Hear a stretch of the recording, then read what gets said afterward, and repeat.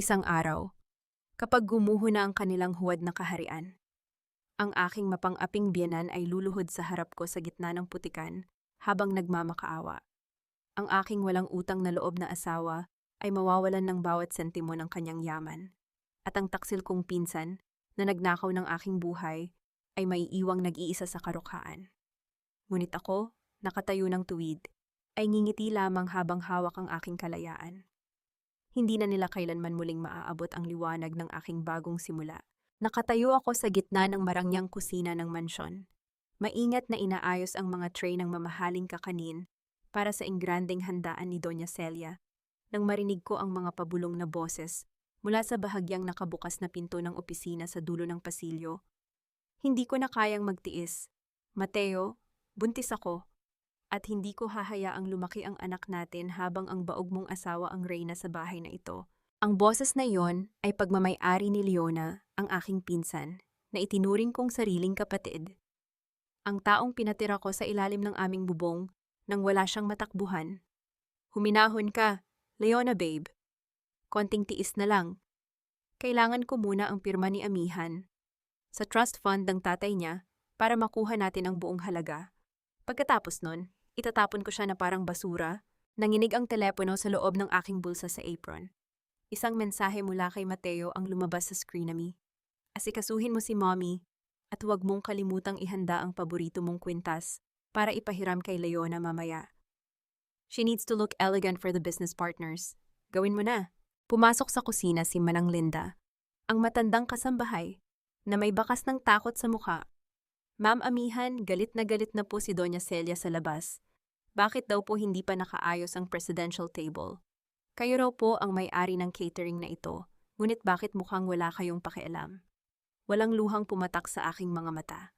Ang init ng dugo sa aking mga ugat ay biglang naging kasing lamig ng yelo. Humarap ako kay Manang Linda ng may banayad ng ngiti.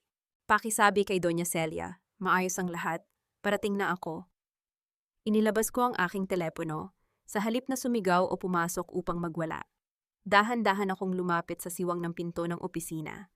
Kinuha ko ang pinakamalinaw na video ni Mateo at Leona habang naghahalikan sa ibabaw ng aking lumang piano. Bawat detalye ng kanilang mukha ay aking nakuha. Pagkatapos, binuksan ko ang aking banking app. Gamit ang aking mga daliring hindi man lang nanginginig. Inilipat ko ang huling natitirang ₱1,000,000 mula sa aming joint account patungo sa isang pribadong account na walang sinumang nakakaalam. Nagpadala ako ng maikling mensahe kay Attorney Gabriel. Ipadala mo na ang mga dokumento. Ngayong gabi, wawakasan natin ito. Hinugot ko ang aking singsing sa kasal mula sa aking daliri at isinilid ito sa aking bulsa. Pagtalikod ko upang bumalik sa kusina, biglang bumukas ang pinto ng opisina. Amihan, mabuti at nandito ka. Ang wika ni Mateo, habang inaayos ang kanyang mamahaling suit ng walang bakas ng pagkakasala sa mukha. Kailangan mong pirmahan itong temporary authorization para sa gaganaping audit ng kumpanya mamaya. Sabi ni Mommy, kapag hindi mo ito pinirmahan ngayon, masisira ang pangalan ng pamilya natin sa harap ng mga bisita. Huwag mo kaming ipahiya. Inabot niya ang panulat habang si Doña Celia ay nakatayo sa dulo ng pasilyo. Matalim ang titig na tila naghihintay ng aking pagkakamali. Tiningnan ko ang hawak na papel ni Mateo. Ang bawat salita roon ay tila mga patak ng lason na nakabalot sa formal na wikang pangnegosyo. Ito ay isang pahintulot upang buksan at galawin ang natitirang pondo ng aking yumaong ama na matagal nang natutulog sa bangko. Isang mabilis na sulyap sa mga mata ni Mateo ang nagpatunay sa akin na ang kanyang katakawan sa salapi ay walang hangganan. Para maging ganap na legal ang authorization na ito, Mateo, kailangan natin ng aking notary seal at ang orihinal na titulo ng lupa na nakatago sa aking safety deposit box sa bangko. Malamig kong saad habang nakatingin ng diretso sa kanyang mapanlinlang na mga mata. Ang mga ganitong kalaking transaksyon ay hindi basta-basta tinatanggap ng bangko gamit lamang ang pirma ko sa isang pirasong papel. Mas mabuting kunin ko muna ito para walang maging problema sa audit ninyo mamaya. Huminga ng malalim si Mateo. Bakas ang ginhawa sa kanyang mukha dahil sa pag-aakalang nananatili akong tanggapin ang lahat ng kanyang mga utos. Salamat, Ami. I knew I could always rely on you. Mag-ingat ka sa daan, ha?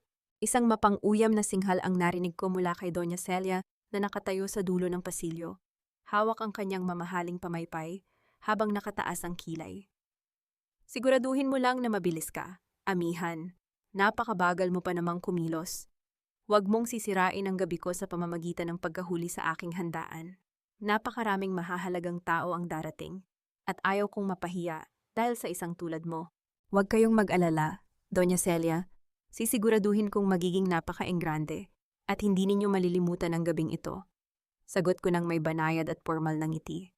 Bago ako tuluyang tumalikod at naglakad palabas ng mansyon. Hindi ko hinayaang manginig ang aking mga kamay habang hawak ang manibela ng aking sasakyan. Ang hangin sa labas ay mainit. Ngunit sa loob ng aking dibdib ay may isang malawak na disyerto ng yelo na unti-unting nabubuo. Sa bawat pag-ikot ng gulong palayo sa mansyon ng pamilya ni Mateo, tila unti-unti ring naglalaho ang 12 taon ng aking kamangmangan. Agad kong pinindot ang speed dial para tawagan si Attorney Gabriel. Gabriel, papunta ako sa bangko ngayon. Handa na ba ang lahat? Yes, Ami. Naghihintay na ako sa pribadong silid ng vault. Mag-ingat ka, sagot ng pamilyar na boses sa kabilang linya, na nagbigay sa akin ng kahit kaunting kapanatagan sa gitna ng nagbabadyang unos. Sa loob ng madilim at tahimik na silid ng pribadong vault sa bangko, sinalubong ako ni Gabriel, ang amoy ng lumang bakal, tuyong papel, at malamig na hangin mula sa aircon ay pumuno sa maliit na espasyo. Inilapag ko ang isang maliit na flash drive sa ibabaw ng lamesang kahoy na nasa pagitan namin. Narito ang lahat ng larawan at video na nakuha ko kanina lamang sa opisina ni Mateo. Wika ko, habang pinagmamasdan ang seryosong mukha ng aking abogado, at ang audio recording kung saan malinaw na sinabi ni Leona na gagamitin nila ang trust fund ng aking ama. Mabilis na isinaksak ni Gabriel ang flash drive sa kanyang laptop. Habang pinapanood ang mga kuha, nakita ko ang pagdidilim ng kanyang muka at ang mariing pagtagis ng kanyang bagang. Ang kapal ng mukha ng mga taong ito, Ami. Pagkatapos ng lahat ng isinakripisyo mo para sa kumpanya ni Mateo, ganito pa ang gagawin nila sa iyo sa mismong pamamahay mo. Gusto kong bawiin ang bawat sentimo na kinuha nila sa akin. Gabriel, walang ititira. Malamig kong sagot. Habang ang aking paningin ay nakapako sa screen ng laptop kung saan nakikita si Mateo na hinahalikan ng aking pinsan. Huminga ng malalim si Gabriel bago kumuha ng isa pang folder mula sa kanyang bag. Inasikaso ko na ang hiling mo tungkol sa ancestral house ng mga magulang mo. Ami, tama ang hinala mo. Ang perang nakuha mula sa pagbebenta ng bahay ninyo ay hindi kailanman pumasok sa account ng kumpanya ni Mateo para isalba ito sa pagkabangkarote. Tumingin ako sa kanya nang may pagtatanong. Saan napunta ang pera? Direktang inilipat ni Mateo ang buong halaga sa isang developer para bayaran ng luxury condo unit na kasalukuyang nakatira si Leona. Seryosong pahayag ni Gabriel. Ginamit niya ang alaala ng mga magulang mo para lamang bigyan ng marangyang buhay ang kanyang kerida. Naramdaman ko ang biglang pananakit ng aking tuhod, ang lumang pinsala na nagpatapos sa aking pangarap sa pagsasayaw. Ngunit sa pagkakataong ito, ang sakit ay hindi nagmula sa aking katawan, kundi mula sa katotohanang hinayaan kong babuyin ng lalaking minahal ko ang lahat ng mahahalagang bagay sa aking buhay. Ihanda mo na ang mga dokumento para sa pagsasampa ng kaso ng panloloko at ang hatol ng korte para sa agarang pag-freeze ng lahat ng joint accounts namin. Utos ko sa kanya nang walang kahit anong emosyon sa aking boses. Gusto kong magsimula ang pag-freeze sa eksaktong sandali na magsisimula ang tribute video na ipapakita ko sa handaan mamaya. Naintindihan ko, Ami. Ngunit kailangan mong mag-ingat. Kapag ginawa natin ito, hindi na tayo makakapag-atras pa. Gagawin ni Mateo at Doña Celia ang lahat para sirain ang iyong pangalan. Babala ni Gabriel habang tinititigan ako ng may pag-aalala. Hayaan mo silang sumubok. Ang kanilang dangal ang unang guguho ngayong gabi. Wika ko bago tumayo at isuot muli ang aking salamin sa mata. Pagbalik ko sa mansyon, abalang-abala ang lahat ng mga tauhan sa pag-aayos ng mga pulang rosas at dekorasyong ginto sa malawak na hardin. Sa gitna ng kaguluhan, nakatayo si Doña Celia. Nakataas ang noo habang pinapagalitan ng isang batang katulong na tila nanginginig sa takot. Nang makita niya ako, agad siyang naglakad patungo sa aking kinalalagyan nang may mabibigat na hakbang. Nakuha mo ba ang mga kailangan mo? Amihan? Matalim niyang tanong habang ang kanyang paningin ay gumapang pababa sa aking mga kamay na hawak ang isang blankong envelope. Ngunit bago pa man ako makasagot, biglang nanlaki ang kanyang mga mata at huminto ang kanyang paningin sa aking kaliwang kamay. Saan mo inilagay ang iyong singsing sa kasal? Amihan.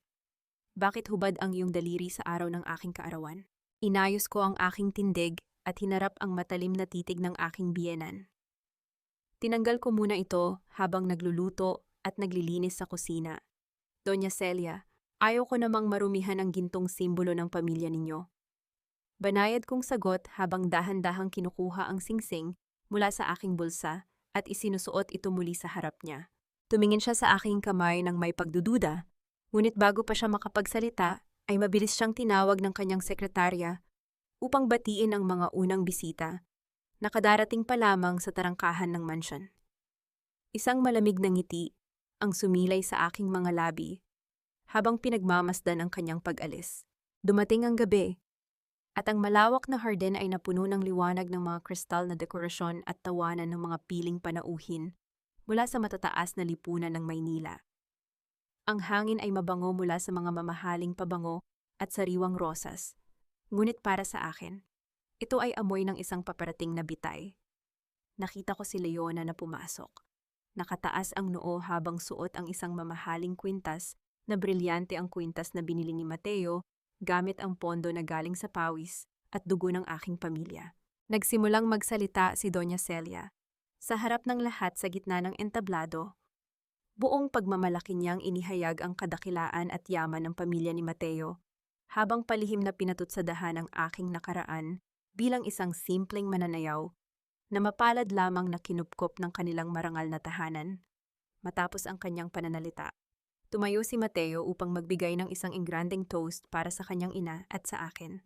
Para sa aking napakagandang ina at sa aking asawang si Amihan na palaging nasa aking likod upang magsakripisyo ng walang imik. Wika niya ng may matatamis na ngiti habang nakataas ang kanyang baso ng alak. Iyon na ang aking hudyat. Tumayo ako mula sa aking upuan at humingi ng pahintulot sa mga panauhin na ipakita ang aking munting regalo para sa kaarawan ni Doña Celia, isang tribute video na nagpapakita ng 12 taon ng aming pagsasama. Namatay ang mga ilaw sa buong hardin, at ang dambuhalang projector screen sa gitna ng entablado ay nagsimulang maglaro ng imahe. Ngunit sa halip na mga larawan ng pamilya, ang lumitaw ay ang napakalinaw na video ni Mateo at Leona sa loob ng opisina. Ang boses ni Leona ay umalingaw-ngaw sa mga dambuhalang speaker ng bulwagan.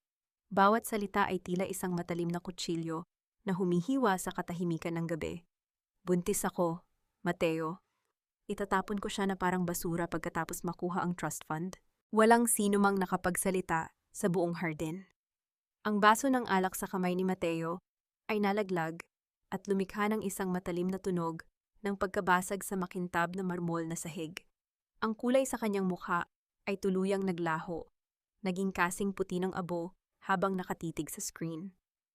Si Doña Celia naman ay napakapit sa kanyang dibdib.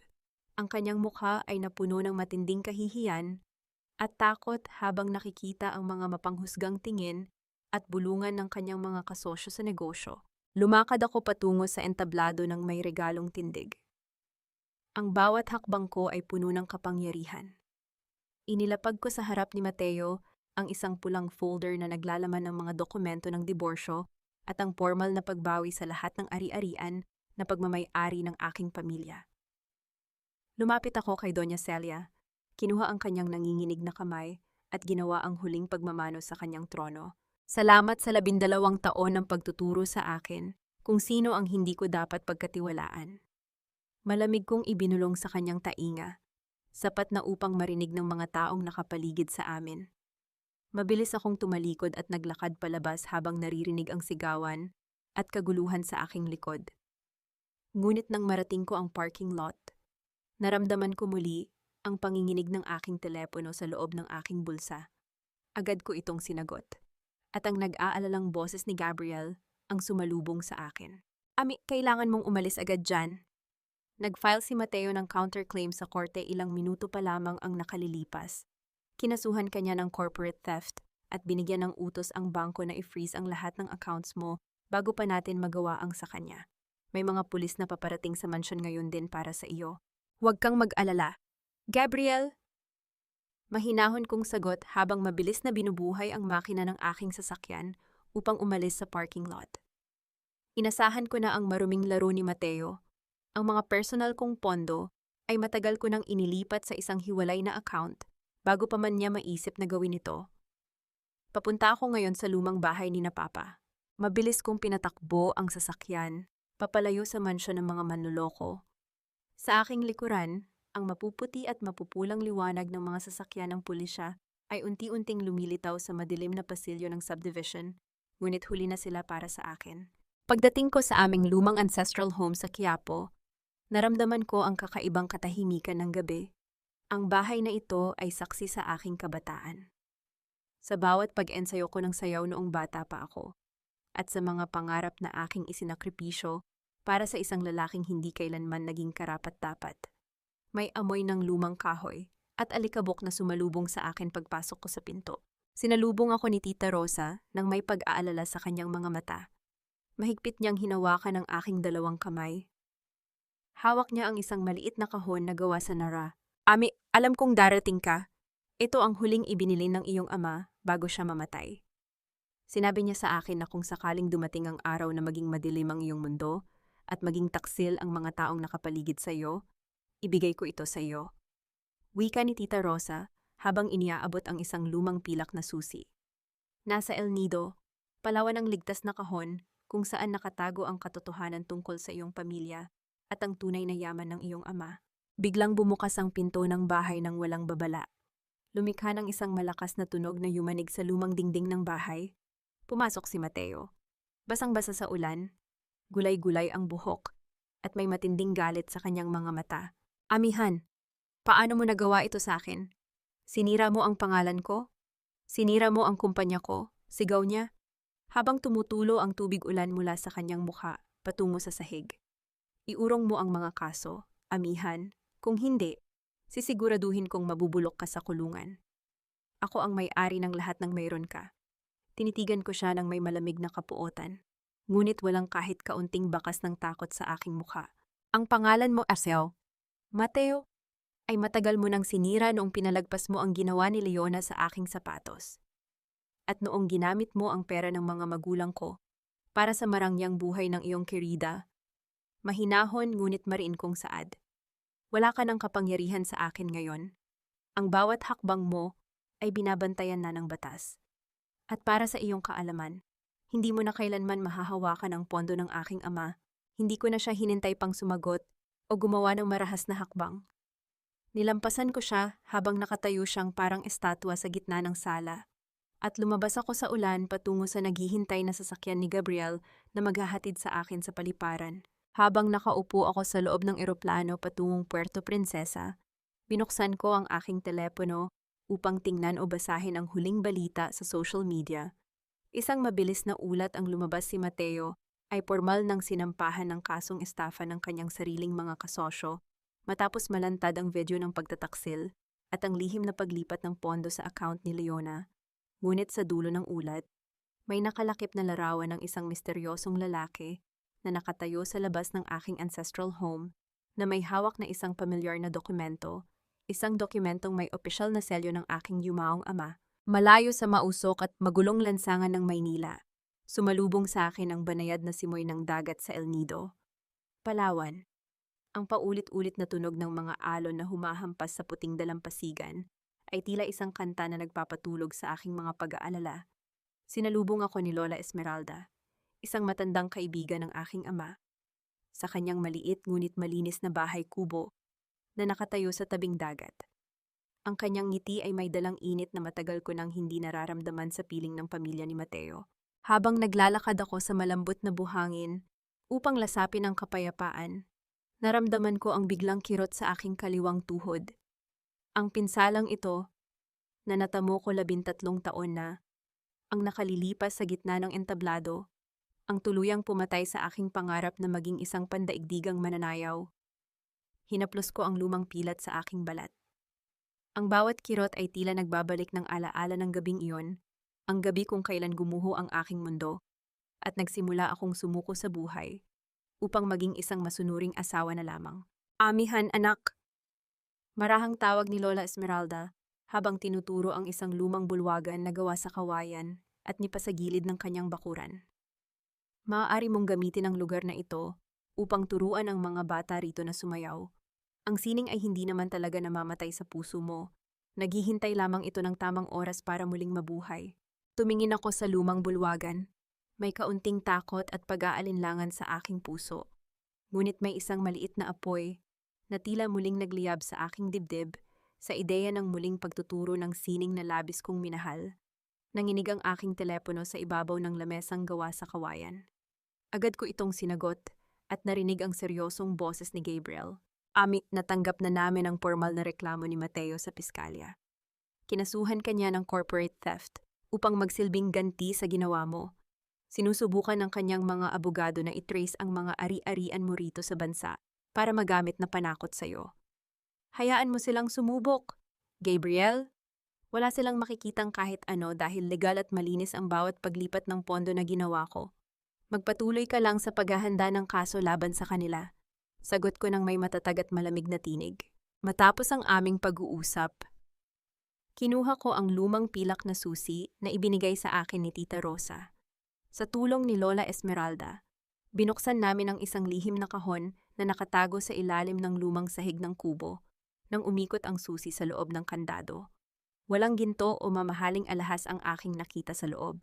Isang selyadong envelope lamang ang naroron. May nakasulat na pangalan ng klinika kung saan ako dinala noong maganap ang aking aksidente. 13 taon na ang nakalilipas. Nang buksan ko ito, isang medikal na ulat at isang liham mula sa aking yumaong ama ang tumambad sa aking paningin. Ayon sa medical na ulat, ang pinsala sa aking tuhod ay hindi isang aksidente. May mga bakas ng chemical na nakita sa aking sapatos na sumira sa aking kalamnan bago pa man ako makatapak sa entablado. Halos huminto ang pagdaloy ng hangin sa aking banyong dibdib habang binabasa ko ang bawat salitang nakasulat sa ulat ng doktor. Gabriel, pabulong kong saad sa telepono. Pinipilit kong huwag manginig ang aking boses upang manatili ang aking kalamigan. Hindi aksidente ang nangyari sa akin 13 taon na ang nakalilipas. May sadyang naglagay ng mapaminsalang chemical sa loob ng aking sapatos bago ang aking huling pagtatanghal. Narinig ko ang mabigat na paghinga ni Gabriel sa kabilang linya ng telepono. Sino ang may kakayahang gumawa niyan sa iyo? Sino ang may access sa iyong mga kagamitan sa pagsasayaw noon? Tiningnan ko si Lola Esmeralda na tahimik na nakatayo sa aking tabi. May lungkot at pangunawa sa kanyang mga matandang mata. Lola, alam ba ito ni Papa bago siya yumao? Tumango si Lola Esmeralda. Marahan niyang hinawakan ang aking balikat. Oh, anak, nalaman ng iyong ama ang katotohanan. Natuklasan niya na si Leona ang naglagay ng chemical dahil sa labis na gulo at selos sa iyong talento. Ngunit natakot ang iyong ama na tuluyang masira ang pamilya kapag nalaman mo na ang sarili mong pinsan na itinuring mong kapatid ang pumatay sa iyong pangarap. Kaya pinili niyang itago muna ang katotohanang ito rito. Naghihintay ng araw na magiging sapat ang iyong lakas upang harapin ang lahat. Sa ilalim ng envelope, nakakita ako ng isa pang dokumento, isang sertipiko ng lihim na trust fund na may malaking halaga na nakapangalan sa akin. May maikling sulat kamay si Papa sa likod nito para sa aking pinakamamahal na mananayaw. Ang sining mo ay hindi kayang patayin ng sinuman. Gamitin mo ito para sa iyong muling pagsilang kapag handa ka na. Naramdaman ko ang init ng pagmamahal ng aking ama na tila yumayakap sa akin mula sa kabilang buhay. Hindi niya ako kailanman pinabayaan. Inihanda niya ang aking kaligtasan bago pa man ako tuluyang maligaw sa piling ng mga manloloko. Biglang nyanig ang katahimikan ng gabi ng tunog ng pag-vibrate ng aking telepono. Ang pangalan ni Leona ang lumitaw sa screen. Sinagot ko ito nang walang kahit anong pag-aalinlangan. Please, nagmamakaawa ako sa iyo.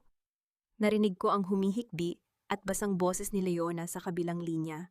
Ginagamit muli ang kanyang nakasanayang pag-arte bilang biktima. Iurong mo na ang kaso kay Mateo. Buntis ako, Ami. Sobrang stress ang dinaranas ko ngayon at nanganganib ang kalusugan ng sanggol sa sinapupunan ko. Pamilya tayo. Ami, paano mo nasisikmura na makitang nagdurusa ang sarili mong dugo at laman? Huminga ako ng malalim. Pinalilibutan ko ang aking buong pagkatao ng isang pader ng yelo. Leona, mahinahon, ngunit may talim kong saad. Alam ko na kung sino ang sumira sa aking sapatos, at sa aking tuhod, 13 taon na ang nakalilipas. Biglang naputol ang kanyang peking pag-iyak. Isang mabigat at nakatatakot na katahimikan ang namayani sa kabilang linya. Anong pinagsasabi mo? Ami nangangatal niyang tanong. Nawala ang tamis at lambing sa kanyang tinig. Huwag mo nang gamitin ang iyong luha para magpanggap. Leona, hawak ko na ang medikal na ulat at ang sulat ng aking ama tungkol sa ginawa mong krimen. Malamig kong sagot bago ko tuluyang pinatay ang tawag. Ngunit bago ko pa man maibaba ang telepono, isang mensahe mula kay Gabriel ang dumating sa aking screen. May kalakip na isang lumang video file na narecover mula sa mga lihim na file ng kumpanya ni Mateo Ami. Nakuha ko ang orihinal na backup ng security camera. 13 taon na ang nakalilipas. Si Mateo, alam niya ang ginawa ni Leona.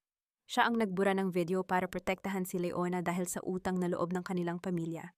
Ginamit ka lang niya simula pa noong una, isang hapon. Habang nag-ensayo ako ng pagunat ng aking mga binti sa tapat ng bukas na bintana ng bulwagan. May napansin akong maliit na figura sa dalampasigan. Isang batang babae na may simpleng kasuotan, ngunit may pambihirang tindig, ang sumasayaw mag-isa sa ibabaw ng basang buhangin. Ginagaya niya ang bawat indayog at pagbura ng mga alon ng may likas na gaan, at sining na tila ba ang musika ay nanggagaling sa mismong hangin. Ayon kay Lola Esmeralda, siya si Nina, isang ulilang bata na kinakalinga ng buong pamayanan, matapos pumanaw ang kanyang mga magulang sa isang bagyo. Dahan-dahan akong lumapit sa kanya sa dalampasigan. Nang maramdaman niya ang aking presensya, huminto siya sa kanyang pag-ikot at tumingin sa akin nang may pag-aalinlangan at takot. Huwag kang matakot, maliit na mananayaw. Bulong ko nang may banayad ng ngiti. Mas magiging magaan ang iyong pag-ikot kung itutuwid mo ang iyong likod at hahayaan ang iyong mga kamay na sumunod sa direksyon ng hangin. Lumuhod ako upang mapantayan ang kanyang taas at marahang inayos ang kanyang mga balikat at bisig. Sa sandaling dumikit ang aking mga kamay sa kanya, naramdaman ko ang isang pamilyar at mainit na kuryente sa aking dibdib, isang bagay na matagal nang pinatay ng 12 taon kong paninilbihan sa pamilya ni Mateo. Ang aking sariling puso bilang isang mananayaw ay muling tumibok ng may buhay. Mula ngayon, Nina, dito ka na mag-iensayo sa loob ng aking bulwagan kasama ko. Saad ko sa kanya, nagpa siya akong buksan ng aking klase para kay Nina at sa iba pang mga batang mahihirap sa komunidad nang walang anumang bayad. Gagamitin ko ang lihim na pamana ng aking ama upang bigyan ng bagong pangarap ang mga batang tulad niya, habang unti-unti kong binubuo ang aking sarili. Nang gabing iyon, habang tahimik na natulog si Nina sa maliit na higaan sa aming sala, nanginginig ang aking telepono sa ibabaw ng mesa. Agad ko itong sinagot at sinalubong ako ng nag-aalalang tinig ni Gabriel. Mag-ingat ka riyan sa El Nido. May nakuha kaming balita na nagpadala si Mateo at ang kanyang pamilya ng mga pribadong investigador upang manmanan ka. Sinusubukan nilang gumawa ng kwento na ikaw ay walang katatagan ng isip at emosyon upang magamit nila sa korte para bawiin ang kustodya ng mga ari-arian mo. Hayaan mo silang magmanman. Gabriel, malinis ang aking buhay rito at wala akong ginagawang masama.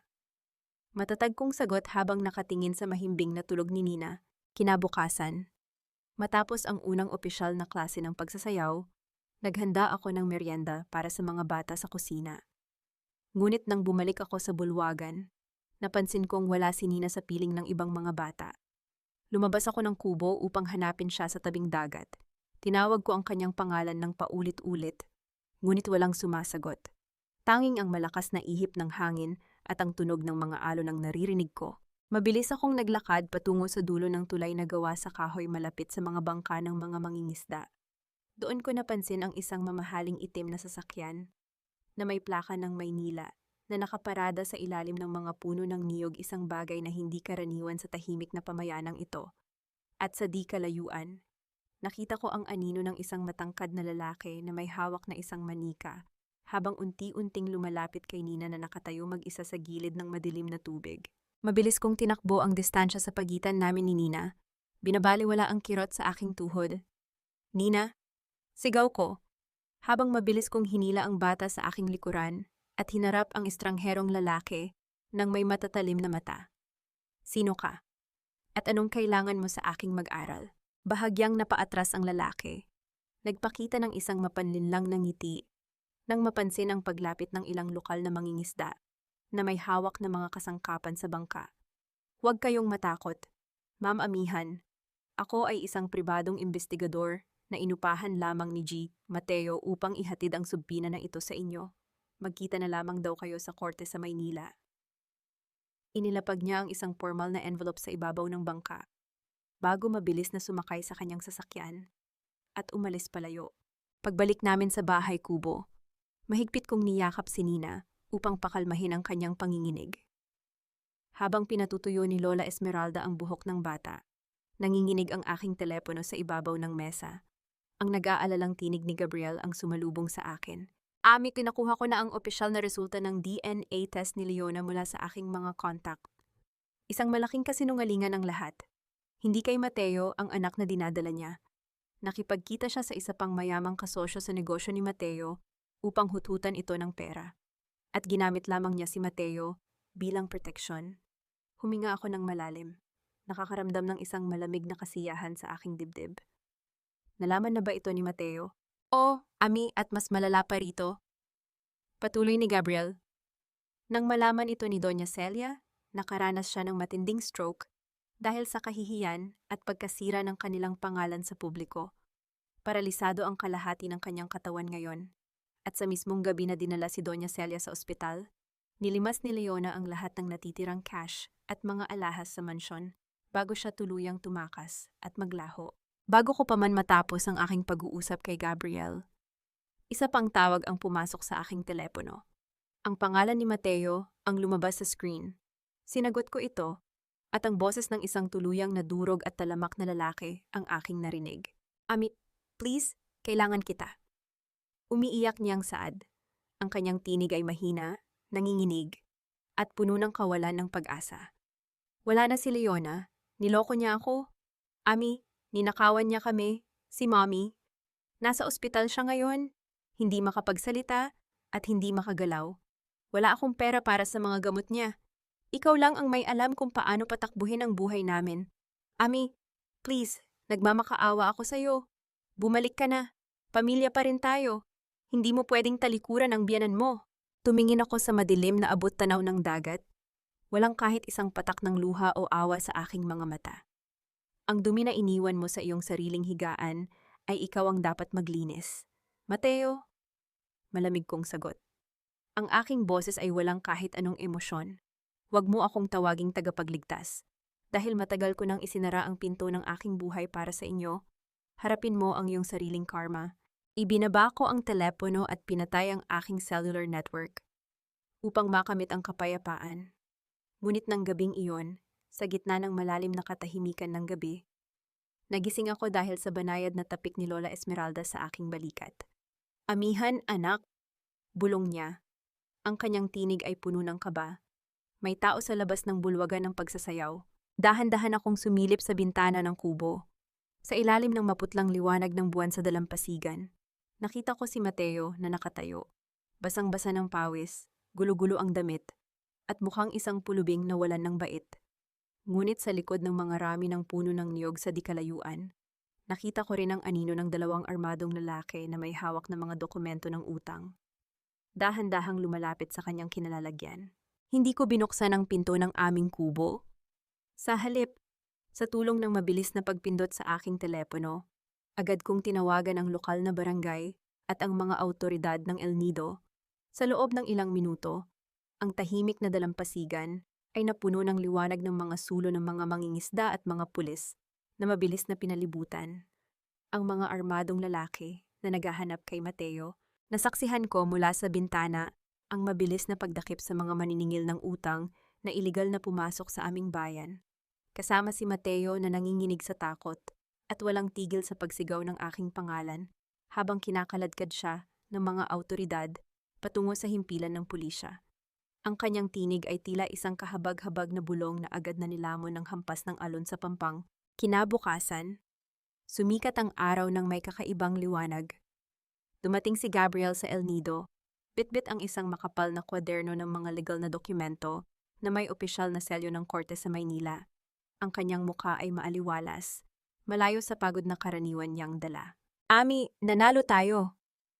Bungad ni Gabriel ng may malawak na ngiti, habang inilalapag ang mga papel sa ibabaw ng lamesa. Ibinasura ng korte ang lahat ng walang kwentang counterclaim ni Mateo laban sa iyo. Opisyal na ring ipinagkaloob ang diborsyo, at ang ancestral house ng iyong mga magulang ay tuluyang naibalik sa ilalim ng iyong pangalan. Mateo is legally bankrupted now. Wala na siyang anumang karapatan sa yaman ng iyong ama. Huminga ako ng malalim. Ramdam ko ang dambuhalang bigat na unti-unting umaalis sa aking mga balikat. Ngunit hindi pa doon nagtatapos ang magandang balita ni Gabriel. Inabot niya sa akin ang isa pang asul na folder. At may isa pang regalo ang batas para sa iyo ngayong araw.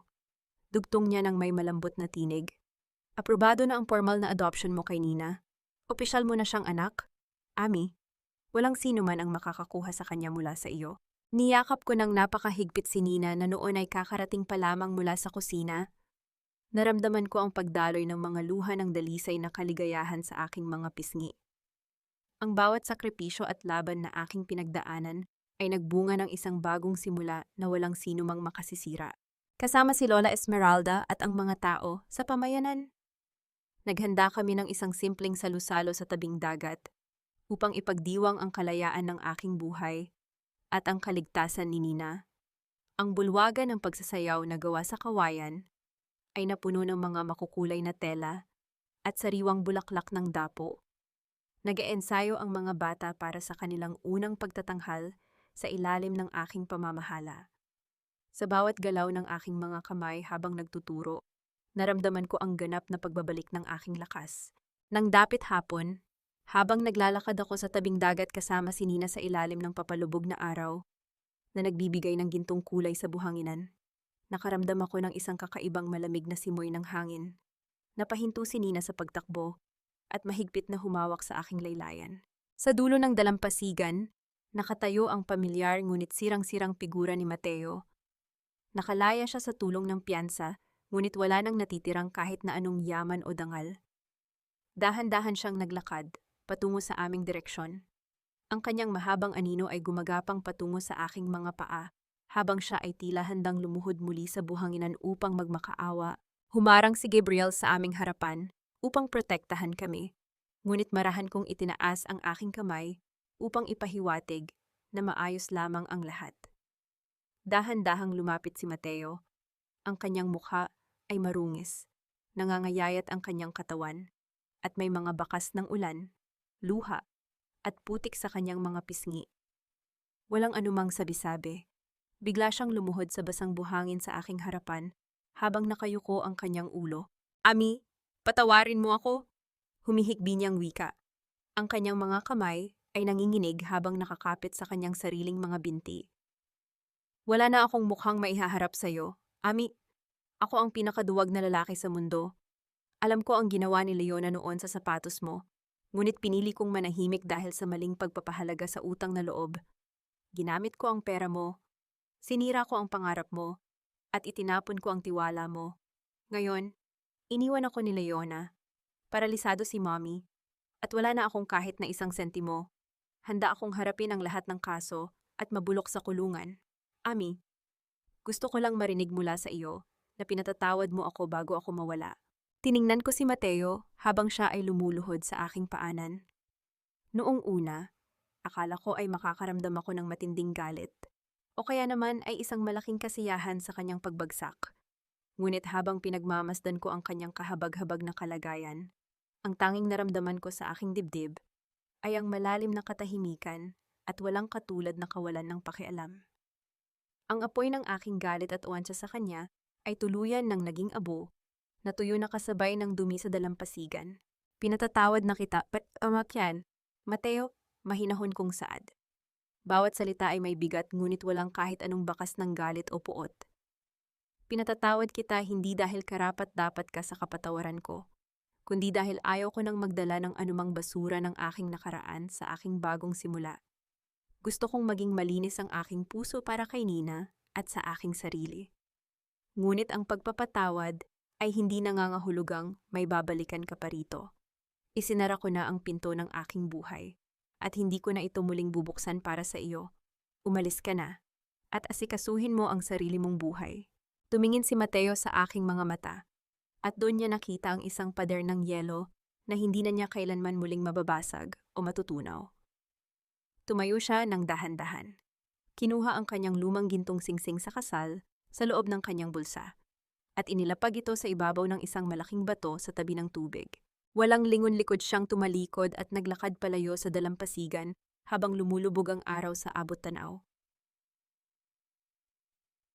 At sa isang malakas na hampas ng alon, ang gintong singsing na naiwan sa bato ay agad na tinangay ng dagat patungo sa madilim na kalaliman nito. Habang pabalik kami ni Nina sa aming bahay kubo na may magaan na pakiramdam. May iniabot na isang puting sobre si Lola Esmeralda sa aking mesa. May opisyal na selyo ito ng National Commission for Culture and the Arts. Isang paanyaya para sa akin na muling magtanghal at maging pinuno ng isang bagong grupo ng pagsasayaw sa Maynila. Tiningnan ko ang aking lumang sapatos sa pagsasayaw na ngayon ay malinis na muli. Handang sumayaw sa ilalim ng bagong liwanag ng araw. Lumipas ang 3 taon na parang isang mabilis, ngunit napakagandang pag-indayog ng isang sayaw. Nakatayo ako sa gilid ng entablado na gawa sa kawayan at pinalalamutian ng mga lokal na bulaklak sa tabing dagat ng El Nido. Pinapanood ko si Nina na sumasayaw sa gitna ng liwanag. Ang kanyang bawat galaw ay may taglay na apoy, gaan, at katapatan isang sining na hindi na kailanman muling masasaktan ng anumang kasinungalingan o pagtataksil. Nakikita ko sa kanya ang aking sarili.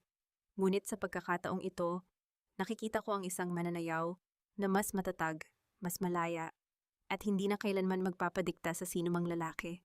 Napakaganda ng kanyang sayaw, amihan. Pabulong na saad ni Lola Esmeralda sa aking tabi, habang marahang hinahaplos ang aking likod, nang may pagmamahal. Salamat sa pagpili mong manatili rito, upang bigyan ng bagong buhay at pangarap ang mga batang ito, sa halip na hayaang muling kainin ng magulong mundo ng Maynila ang iyong kapayapaan. Ngumiti ako at hinawakan ang kanyang matandang kamay. Dito ko nahanap ang tunay kong tahanan. Lola, dito ko nahanap ang aking sarili. Lumapit si Gabriel mula sa likod ng entablado. May dala siyang mga bagong dokumento para sa pagpapalawak ng aming paaralan ng pagsasayaw sa iba pang mga isla sa Palawan.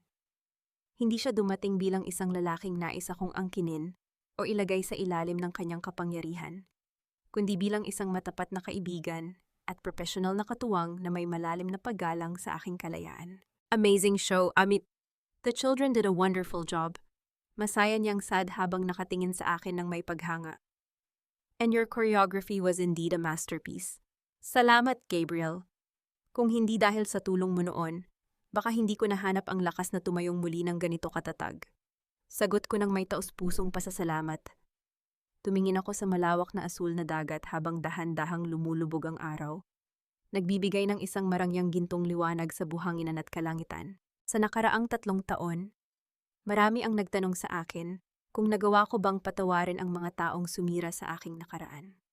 Ang sagot ko ay oo. Pinatawad ko na sina Mateo at Leona.